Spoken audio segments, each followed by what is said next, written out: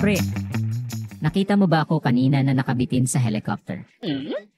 Hindi kita nakita kanina, pre. Nahirapan akong tumingin sa taas. Kasi, pasan ko ang bulldozer.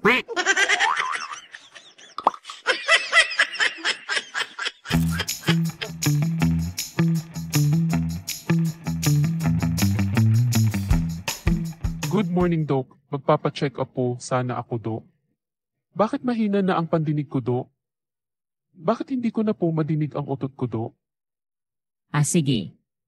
Bilhin mo itong gamot na ireresita ko. Ano po ba yung gamot na yan, Doc?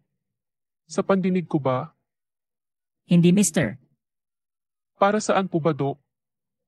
Para pampalakas ng otot mo. Iniyak.